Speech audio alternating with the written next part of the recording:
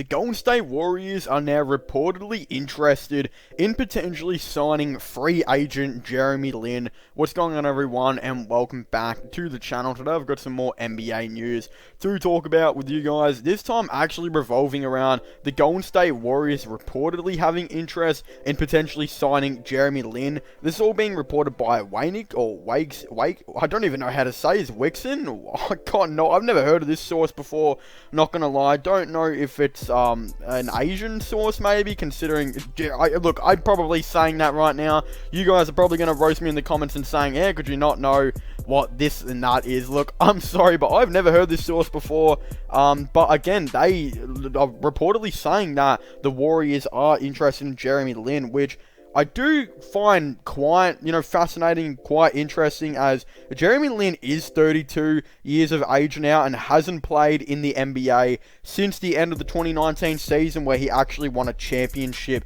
on the Toronto Raptors. He did barely play at all for the Raptors, but did actually have a pretty interesting and small stint in the Atlanta Hawks. So again, not exactly that bad by Jeremy Lin there, but right now, since 2019, he has been playing for the Beijing Ducks. So again, he hasn't exactly had too much NBA action, but in the way where the Warriors are in a market to maybe bring in some veteran players, Jeremy Lin wouldn't be the worst type of player. What the good thing about Jeremy Lin is, like, if I compare him to Isaiah Thomas, I believe is about 175 centimeters, which I think is like 5'9" or something like that. Yes, he's great offensively, but the Warriors don't exactly need, huge amounts of offense into their team. So going out and maybe getting a player that can be decent at defense and, is a decent playmaker here and there as well, in a player like Jeremy Lin, who is 6'3", aka 191 centimeters tall,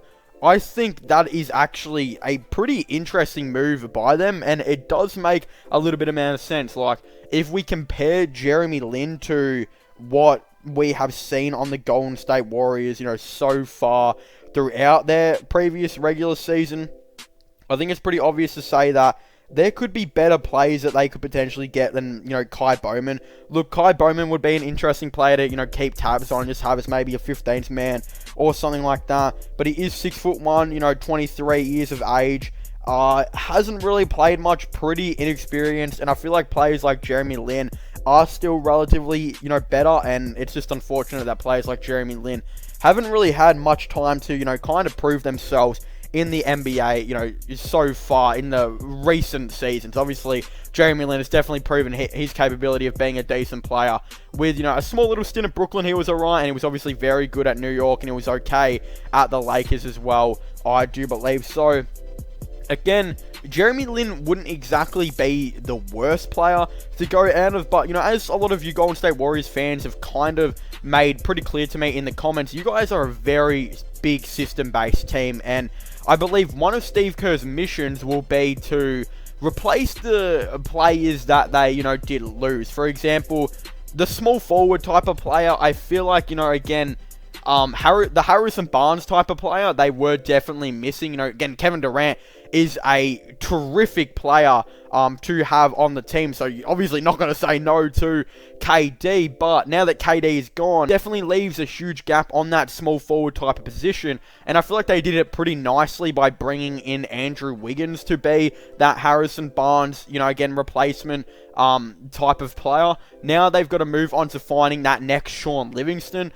Look, I don't know who the next Sean Livingston is going to be. One player that a lot of you guys have, talked about is actually LaMelo Ball, who is a very similar prospect. Of course, a lot more raw on defense, but definitely a lot better of a playmaker, who is also above 6'7". I believe LaMelo is like 6'9", 6'10" now at this point. So he would be an interesting replacement. Another player would actually be Frank Ntilikina. Look, he doesn't have the height that Sean Livingston does potentially have, but he does fill in that void of, the defensive / playmaking type of player that they could potentially bring to the team.